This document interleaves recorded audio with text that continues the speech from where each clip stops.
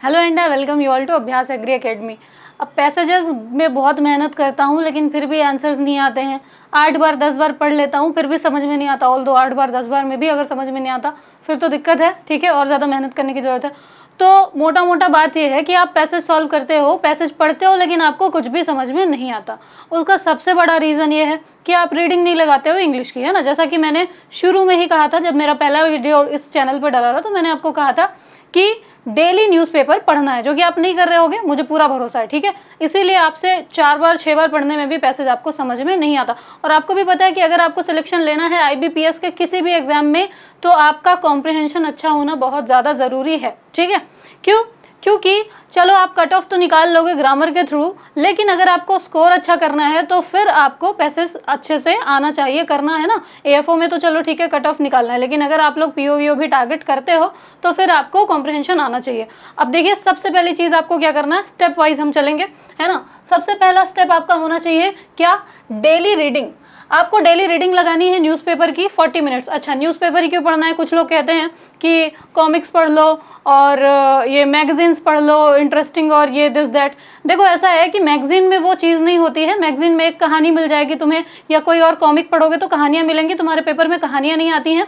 आपके पेपर में इवन कभी कभी तो डायरेक्ट जो अच्छे न्यूज़पेपर्स हैं जैसे हिंदू वगैरह हैं, उनके जो इकोनॉमिक्स वाला पार्ट है ना, या जो भी पॉलिटिकल पार्ट है, डिपेंड करता है, तो डायरेक्ट उठा के रख दिए जाते हैं। यानी आपको क्या है कि टर्म से अवेयर होना बहुत ज़्यादा ज़रूरी है। इसलिए आप न्यूज़पेपर पढ़ोगे और स्टैंडर्ड न्यूज़पेपर पढ़ोगे, है ना। जिस किसी भी न्यूज़पेपर से आप शुरुआत करना चाहते हो आप कर सकते हो, लेकिन लास्ट में आपको जाना है कहाँ, इंडियन एक्सप्रेस में या फिर द हिंदू में, है ना। That would be more than sufficient, ठीक है। तो डेली 40 मिनट ही रीड करना है, दिन भर न्यूज़पेपर नहीं पढ़ना है। और पढ़ना किस हिसाब से है, जिससे हमें मतलब समझ में आने लगे, ठीक है। शुरू के 8-10 दिन कुछ समझ में नहीं आएगा, कोई दिक्कत वाली बात नहीं है। 7 से 8 दिन सिर्फ और सिर्फ रीडिंग लगाओ। इसके बाद आपको क्या करना है, रीडिंग करोगे और जो वर्ड नहीं समझ में आया उसको डिक्शनरी में ढूंढो, है ना। मोबाइल पे कोई भी एप्लीकेशन डाउनलोड कर लो, बहुत सारी है, उससे ढूंढो, देखो, वापस से उसको पढ़ो और समझो।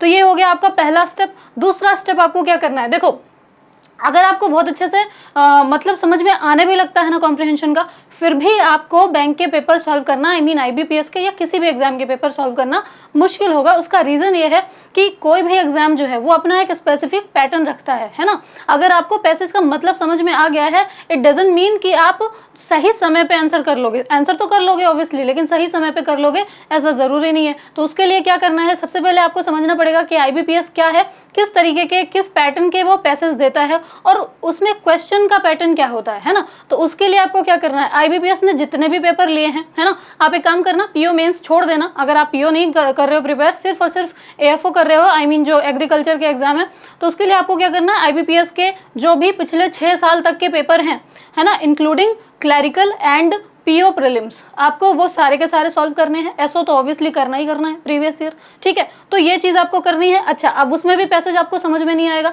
कोई दिक्कत वाली बात नहीं है। पैसेज एक बार पढ़ो, कुछ नहीं समझ में आया, वापस पढ़ो, देखो कौन से वर्ड्स आपसे नहीं बन रहे हैं, फिर पढ़ो। तो ये आपको प्रैक्टिस के लिए करना है, एज वेल एज आपको आपके एग्जाम का पैटर्न समझना है, आपके एग्जामिनर का माइंड आपको समझना है कि अच्छा किस किस टाइप के क्वेश्चन पूछे जा रहे हैं। ये 2 चीज़ें हो गई। अब अगर आपने इतनी चीज़ें कर ली एज पर माई एडवाइस, ठीक है, तो आपको तीसरी सबसे इंपॉर्टेंट चीज़ होगी जो दिक्कत देगी कि अब पेपर को कैसे सॉल्व करना है ताकि कम समय में हम पैसेज को समझ के सटीक आंसर कर सकें, ठीक है। तो उसके लिए मैं आपको 2019 SO का एक पैसेज उठा के लेके आई हूँ। मैं पैसेज पढ़ूंगी नहीं, क्यों, क्योंकि 2 पेज का है, बहुत लंबा है, आपको भी पता है, और उसका कोई मतलब नहीं है। क्यों, क्योंकि पढ़ना आपको, समझना आपको। मैं सॉल्व करने का आपको तरीका बताती हूँ। देखो, सबसे पहला तरीका होता है, जब भी आपने पैसेज उठाया, सबसे पहले उस पैसेज में दिए हुए पैसेज को नहीं पढ़ना है, उसके क्वेश्चन को पढ़ना है, ठीक है। सबसे पहला क्या काम होता है कॉम्प्रिहेंशन सॉल्व करने का, पैसेज उठाया और उसमें जो नीचे क्वेश्चन दिए हुए हैं उनको पढ़ना है। उनको क्यों पढ़ना है, क्योंकि जब आप पैसेज के क्वेश्चन को पढ़ लेते हो तो आपको आधा पैसेज तो यूं ही समझ में आता है। दूसरी बात, वो क्वेश्चन आपके दिमाग में सबकॉन्शियसली कहीं ना कहीं होते हैं, तो जब आप पहली रीडिंग लगाओगे अपने पैसेज की तो आपको वो वर्ड्स कहीं ना कहीं दिखेंगे, ठीक है। इससे क्या होगा कि आप तुरंत आपके दिमाग में क्लिक करेगा कि अरे ये बात तो क्वेश्चन में भी थी, फिर से देख लेता हूँ। और जैसे ही आपने देखा, आपको समझ आया कि अरे हाँ, इसी से रिलेटेड चीज़ मैंने पैसेज में पढ़ी है, तुरंत आपको आपका आंसर मिल जाएगा। इसका थोड़ा सा मैं आपको एक एग्जाम्पल बता देती हूँ। जैसे देखो, ये आया था आपका पेपर 19 में, ठीक है, SO में आया हुआ था ये, ठीक, और इससे भी बड़ा पैसेज था। मैंने तो उसको थोड़ा काट दिया है, मैंने कहा मुझे रीड तो करना ही नहीं है तो इतना सारा क्यों लेके जाना। अब देखो क्वेश्चंस इसके, देखो सबसे पहला काम मैं क्या करूंगी अगर मैं सॉल्व करूंगी बहुत कम समय के लिए, तो सबसे पहले मैं पढ़ूंगी क्वेश्चन। अब मैंने पढ़ा what can be the most suitable title for the given passage. जब भी टाइटल ढूंढना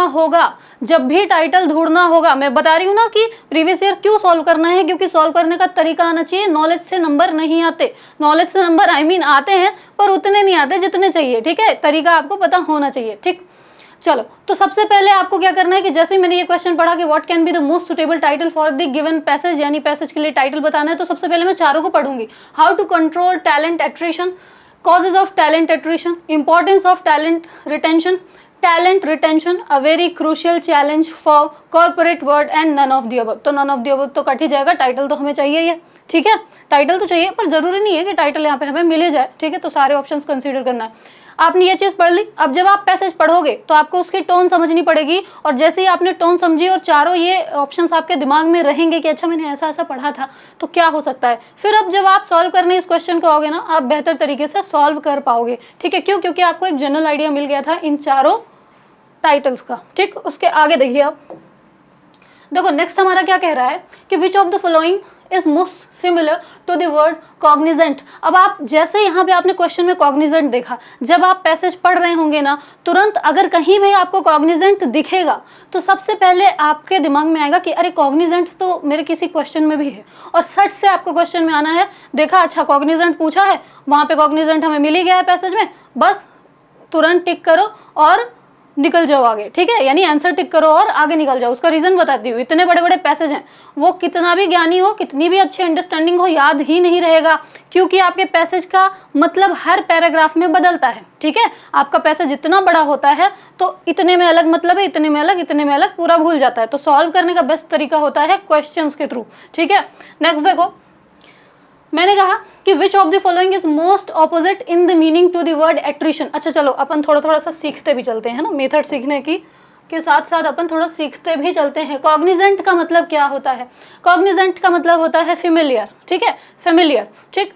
अब देखो आपको यहाँ पे क्या बताना है, सिनोनिम बताना है, सिमिलर वर्ड बताना है। तो इनसेंसिबल मतलब जिसके पास सेंस ही ना हो, ठीक है, समझ ना हो, तो ये नेगेटिव वर्ड हो गया। अच्छा एक और चीज तुम्हें सिखा देती हूँ कि जब भी आप वोकैब वाले क्वेश्चन सॉल्व करना है, यानी सिनोनिम पूछे या एंटोनिम पूछे तो कैसे करना है।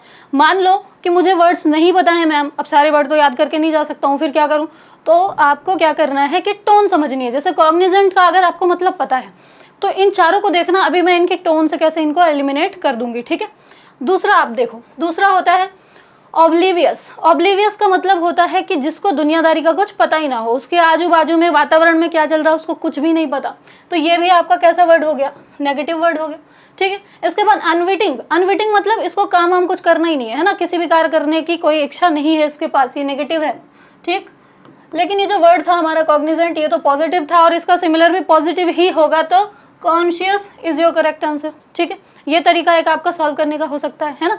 धीरे धीरे धीरे सारी चीजें सीखते चलो, ठीक। अब देखिए नेक्स्ट, ऑपोजिट। ऑपोजिट में भी सेम करना है आपको। एट्रिशन एक नेगेटिव वर्ड होता है। मैंने बताया है आपको कि जब भी वो कैब आप पढ़िए, आई मीन पेड क्लास में बताया है कि जब भी वो कैब आप पढ़िए उसके टोन पे जरूर ध्यान दीजिए, भले ही आपको उसका मतलब भूल जाए तो भूल जाए, टोन नहीं भूलेगी। जैसे मैंने कहा एट्रिशन, एट्रिशन का मतलब क्या होता है? अगर आप एम्प्लॉयमेंट के नजरिए से देखो तो एट्रिशन का मतलब क्या होता है? रेजिग्नेशन या छोड़ के चले जाना कंपनी को, ठीक है।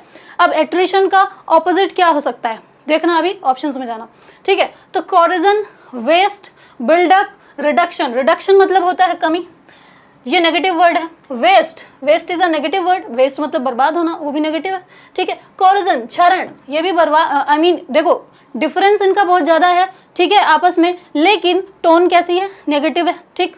तो ये सारे के सारे कट गए। अब बिल्डअप, बिल्डअप मतलब बनाना। तो देखो किसी भी चीज को छोड़ने का उल्टा क्या होता है? कहीं भी टिके रहना। लेकिन याद रखना पेपर में कभी भी डायरेक्ट एंटोनिम या सिनोनिम नहीं पूछे जाते हैं, मिलता जुलता शब्द पूछा जाता है, और उस मिलता जुलता शब्द का मतलब होता है टोन, ठीक है। तो टोन देख के आपको आंसर करना है, तो buildup is your correct answer, ठीक है। तो आपने अभी कितनी चीजें सीखी कि आपको क्वेश्चंस पढ़ना है। जैसे आपने वोकैब का पढ़ा, तो जब भी वो वोकैब दिखेगी आप तुरंत पैसेज में देखोगे और आंसर में, आई मीन ऑप्शन में आके, और आप उसको मार्क करके निकल जाओगे, ठीक है। तो ये चीज होगी। अब देखना, what is the most suitable reason of the fact attrition is mostly at the junior levels. ठीक है। जो एट्रिशन है वो जूनियर लेवल पे है बहुत ज़्यादा, ठीक है। आपने ये सेंटेंस पहले ही पढ़ रखा है, पैसेज पढ़ने से पहले ही, ठीक है। आपने ये सेंटेंस पहले पढ़ रखा है, तो जहाँ पे भी ऐसा कुछ आएगा, है ना, जहाँ पे भी ऐसा कुछ आएगा तुरंत आपके दिमाग में क्लिक करेगा कि यार क्वेश्चन में भी तो ऐसा एट्रिशन से रिलेटेड कुछ ऐसा है ना। और अगर आपके दिमाग में ये क्लिक किया तो बस आपका आंसर मिलना आपको बहुत आसान हो जाएगा। क्यों? क्योंकि प्रॉब्लम यही होती है कि हम पैसेज में ढूंढते रह जाते हैं कि कौन सी चीज़ कहाँ पे मेंशन है, ठीक है। देखो जाहिर सी बात है कि ऑफिसर का एग्जाम है, तो ऐसे सवाल नहीं आएंगे कि मोहन चूड़ियाँ बेचता था और नीचे सवाल आ जाए मोहन क्या बेचता था और आप लगा दो चूड़ियाँ। ऑब्वियसली ऐसा नहीं आएगा। कैसा आएगा? सेंस आपको डिराइव करना पड़ेगा। लेकिन सेंस डिराइव करने के लिए भी आपको पता होना चाहिए कि ये जो बात है ये पैसेज के किस जगह पे है, किस पैराग्राफ में है, ठीक है। तो ये जो आपका क्वेश्चन सॉल्व करने का तरीका है, पहले क्वेश्चन पढ़ना है और फिर पैसेज पढ़ना है, ये बहुत ज़्यादा हेल्प करने वाला है, ठीक है। ओके, तो देखो इतनी सारी चीज़ें थी, है ना। एक बार सम अप कर देती हूँ मैं। अगर आपको इंग्लिश में जेन्युइनली अच्छा स्कोर लाना है और इवन कट ऑफ भी अगर निकालना है, क्योंकि उसके भी लाले पड़ जाते हैं, तो आपको करना क्या है? Daily 40 minute reading, previous year 6 साल के एटलीस्ट, किसके? IBPS के, ठीक है। पीओ को छोड़ देना, है ना, पीओ के मत लगाना, कोई दिक्कत वाली बात नहीं है। प्रीलिम्स लगा लेना सारे, तो पीओ के प्रीलिम्स सारे लगा लेना। इसके बाद पैसेज कैसे सॉल्व करना है? पैसेज सॉल्व करने का बेस्ट तरीका होता है पहले क्वेश्चन पढ़ने हैं, फिर पैसेज को पढ़ना है। फिर नहीं समझ में आता है, कोई दिक्कत वाली बात नहीं है, वापस रीड करेंगे। क्योंकि अगर आप पैसेज पहले पढ़ते हो और क्वेश्चन बाद में, तो फिर तो लिख के ले लो। लिखित में मैं देती हूँ कि आप 3 बार मिनिमम पढ़ोगे, 2 से 3 बार मिनिमम पढ़ोगे, तब आपके आंसर आएंगे। लेकिन अगर आपने पहले क्वेश्चन पढ़ लिए फिर आपने पैसेज पढ़ना चालू किया, तो हो सकता है कि आपका 1 बार में ही आंसर आ जाए, और 1 बार में नहीं आया तो 2 बार में तो डेफिनेटली आ ही जाएगा। आई होप ये तरीका आपको बहुत ज़्यादा हेल्प करेगा अगर आप फॉलो करते हैं। अगर आपको ऐसे ही छोटे छोटे वीडियोस ट्रिक्स के एंड टिप्स के, या फिर छोटे छोटे ग्रामेटिकल जो भी आपको कन्फ्यूजन्स होते हैं उनके अगर आपको वीडियोस चाहिए, तो आपको इस वीडियो को ज़्यादा से ज़्यादा शेयर करना पड़ेगा, लाइक वाइक करना पड़ेगा। क्योंकि मैंने मेहनत की है थोड़ी, तो आपको भी मेहनत करनी पड़ेगी। और अगर ग्रामर में आपकी स्थिति बहुत ज़्यादा डामाडोल है तो फिर आप मुझसे जुड़ सकते हैं। आपको अभ्यास एग्री एकेडमी जो एप्लीकेशन है उसको डाउनलोड करना पड़ेगा और वहाँ पे मैं आपको मिल जाऊंगी, ठीक है। तो चलिए ख्याल रखिए अपना, मिलती हूँ नेक्स्ट वीडियो में।